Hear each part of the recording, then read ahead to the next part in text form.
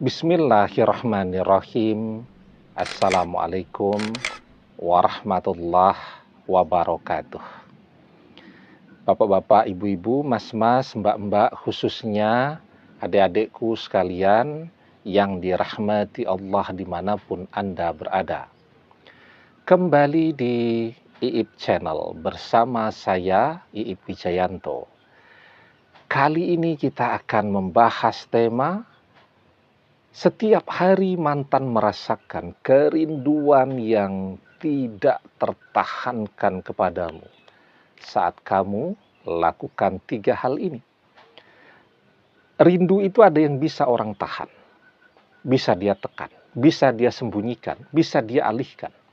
Tetapi ada juga rindu itu yang tidak tertahankan. Namanya tidak tertahankan, ya lambat laun pertahanannya akan jebol juga. Ya, ketika rasa rindu itu energinya jauh lebih besar daripada pertahanannya, maka dia akan datang kepada kita. Ya seperti wadah ya, gelas begitu. Kita isi air, ya. Airnya diisi terus ya kan, lambat laun akan tumpah, luber kemana-mana. Ya. Atau tembok tuh ya. Kemudian alirkan air yang besar. Ya temboknya bisa bertahan sampai daya tahannya, tetapi begitu aliran air itu jauh lebih besar daripada daya tahan tembok tadi, ya temboknya akan jebol juga. Nah, jadi kira-kira seperti itu ilustrasi mantan ya, ketika dia menghadapi rasa kangen yang tidak tertahankan. Ketika kita lakukan 3 hal ini. Yang pertama, kita memberikan kesempatan kepada dia, kita mengajari dia ya tentang apa makna rasa rindu. Kalau kita terus hadir di dalam hidupnya, apakah di dunia nyata atau di media sosial, di dunia maya, maka mantan tidak akan pernah kangen kepada kita. Ya bagaimana dia mau kangen ya, kalau tiap hari kita mengganggu hidupnya terus. Dia tidak akan tersentuh tuh dengan berbagai usaha kita untuk menyentuh hatinya. Yang ada dia merasa risih, merasa terganggu. Tetapi ketika perpisahan itu terjadi, kita tidak kemana-mana. Tetapi kan mantan yang memberikan jarak, dia yang menjauh. Dan kita diam saja. Artinya kita tidak berusaha untuk ngejar-ngejar dia, kita tidak berusaha untuk telepon, untuk bicara, untuk ketemu, dan seterusnya. Itu yang kemudian memberikan ruang kepada mantan untuk kangen kepada kita. Sebenarnya ketika kita diam dan tidak ngejar-ngejar dia, kita sedang ngajari mantan tentang apa makna dari rasa rindu yang sesungguhnya. Ya, coba deh, kita kan sudah punya pengalaman tuh, ngejar-ngejar mantan. Apakah kemudian mantan memberikan respon? Kan tidak. Apakah mantan menjadi bersimpati kepada kita, menjadi tersentuh? Kan tidak. Malah kita merasakan dengan segala usaha kita untuk mendekati mantan kembali, sikap mantan jadi tambah keras kepada kita. Ya. Nah, jadi kita yang pertama memberikan ruang kepada mantan, memberikan waktu kepada mantan untuk belajar, merasakan kesepian dan belajar merindukan kita. Kemudian yang kedua yang kita lakukan, sekarang kita jalani hidup kita dengan sebaik-baiknya yang bisa kita lakukan. Kita bekerja sebaik-baiknya, kalau kita masih pendidikan, masih kuliah, kita kuliah sebaik-baiknya. Ya, kita menjadi orang yang selalu bermanfaat untuk siapa saja. Kemudian kita manfaatkan media sosial kita untuk menebarkan manfaat seluas-luasnya. Itu tuh yang akan dilihat oleh mantan. Bahwa ternyata kita itu seseorang yang sangat bermanfaat bahkan untuk begitu banyak orang. Kita adalah seseorang yang tegar, kita adalah seseorang yang eh, punya semangat hidup yang tinggi dan pantang menyerah. Nah, itu yang akan dia lihat. Dan justru itu yang akan membuat orang bersimpati. Kita melihat ada begitu banyak orang yang jatuh cinta bukan kepada penampilan fisik saja, tetapi juga kepada cara hidup seseorang, filosofis hidupnya. Ya, misal kemandirian, tidak mau ngerepoti orang tua sejak sedini mungkin. Nah, itu akan membuat orang merasa bersimpati, ya.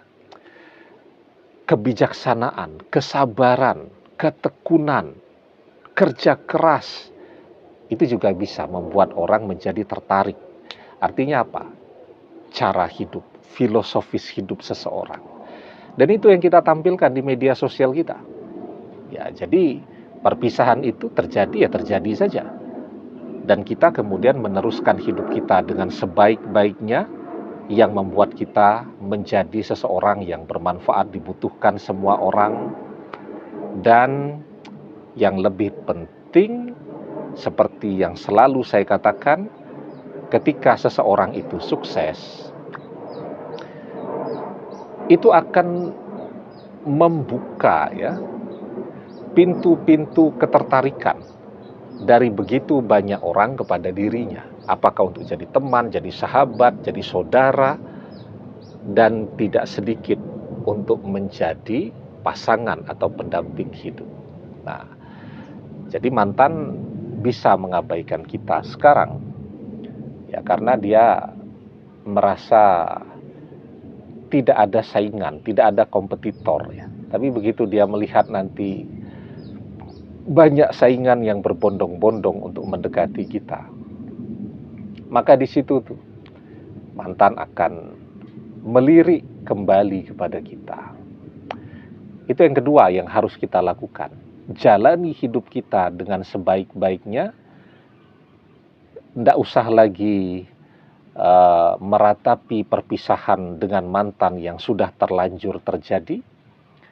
Kalaupun kita harus curhat, ya kita curhatnya tidak di media sosial, agar apa yang kita rasakan itu ya tetap menjadi rahasia kita, tidak kemudian menjadi rahasia umum, semua orang tahu dengan apa yang kita rasakan, ya. Kalau menjadi rahasia umum, ya otomatis mantan juga akan tahu dengan apa yang kita rasakan, ya. Orang akan penasaran justru ketika dia merasa menjadi seseorang yang tidak pernah difikirkan lagi. Merasa menjadi seseorang yang tidak diperhatikan. Maka biasanya orang akan mulai melakukan sesuatu untuk cari perhatian. Nah, gitu, ya. Jadi itu yang kedua. Ketika mantan merasa tidak mendapatkan perhatian lagi dari kita, maka di situ titik baliknya mantan yang akan cari perhatian kepada kita. Tapi kalau yang pertama tadi, kita terus memperhatikan dia, kita terus ngejar-ngejar dia sampai ke sana kemari, ya maka dia akan mengabaikan kita dan akan menjadi semakin sombong. Nah, itu yang kedua.